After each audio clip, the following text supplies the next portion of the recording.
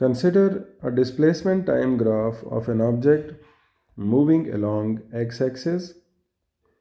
The negative gradient of the graph represents.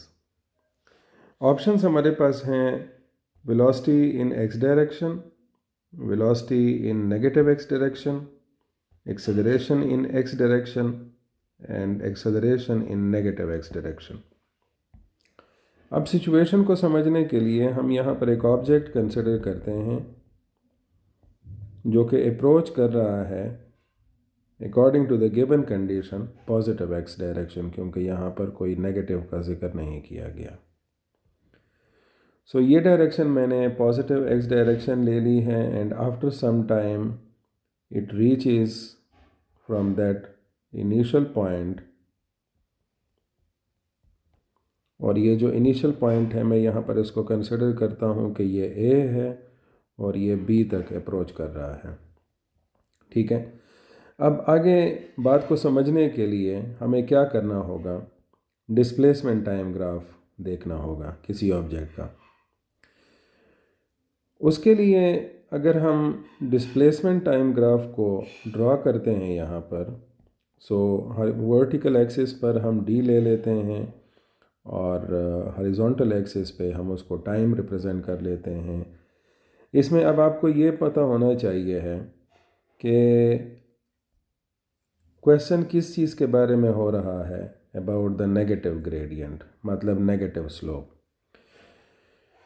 तो ज़ाहिर है नेगेटिव स्लोप जो है उसके लिए मैं थोड़ा सा आपको यहाँ पर गाइड कर देता हूँ कि ये वाली जो कंडीशन है ये ज़ीरो स्लोप की है।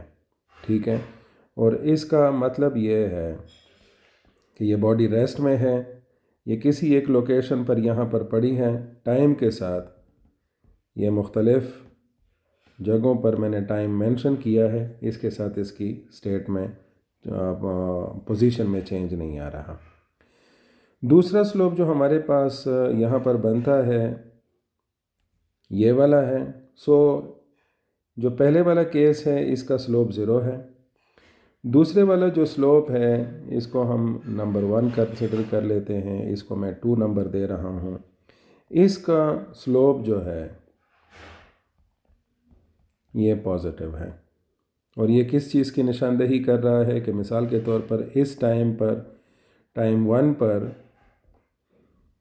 ये यहाँ पर था, let's say I call it D1, और ये टाइम 2 जो है इसके मुताबिक ये D2 पर था।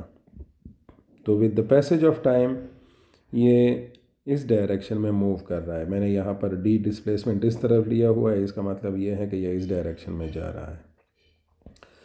अब इसी सिनेरियो में आप क्या कर दें, थोड़ा सा फिगर को क्लियर करने के लिए मैं नेगेटिव स्लोप भी ड्रॉ कर लेता हूँ। This is T axis, this is D axis, और चूँकि ये सेकंड वाला हमने यहाँ पर पिक किया था पॉजिटिव स्लोप, तो इसका मैं बिल्कुल उल्टा कर देता हूँ।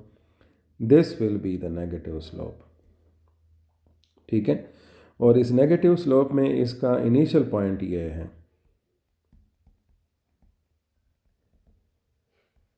ठीक है, और इसमें that will be the negative slope. तो अब ये हमारे बेसिक डिमांड पर पॉइंट आ गया कि वहाँ पर ये जो क्वेश्चन किया गया है नेगेटिव ग्रेडियंट, तो नेगेटिव ग्रेडियंट में पहली पोजीशन क्या हुई, इसकी ये हुई। मैं यहाँ पर मार्क कर देता हूँ इसको इस कलर से, एंड लेट्स से ये टाइम जो है ये मैंने T1 ले लिया, ज़ीरो टाइम, और थोड़ी देर बाद मैंने यहाँ पर दूसरा टाइम ले लिया T2, और इसके रेफरेंस के मुताबिक मैं दूसरा पॉइंट लेता हूँ और ये इसका हो जाएगा, ये D1 हो जाएगा और ये D2।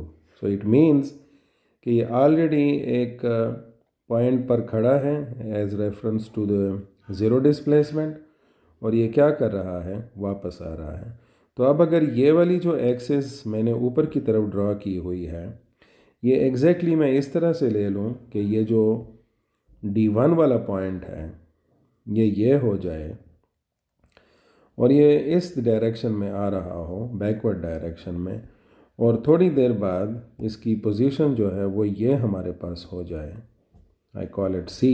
ठीक है, सो इस तरह से ये D2 पॉइंट जो है ये यहाँ पर आ जाएगा। सो ये जो नेगेटिव स्लोप है ये किस चीज़ को रिप्रेजेंट कर रहा है कि ये नेगेटिव x डायरेक्शन में मूव करेगा। ठीक है। सो यहाँ पर आप दोबारा से ऑप्शंस पे आए, velocity in the positive x direction, velocity in the negative x direction, ये वाला आपके पास ऑप्शन ठीक होगा। क्यों? क्योंकि slope of displacement time graph represents velocity. I hope so आपको ये पॉइंट यहाँ पर समझ आ गया होगा। Thank you.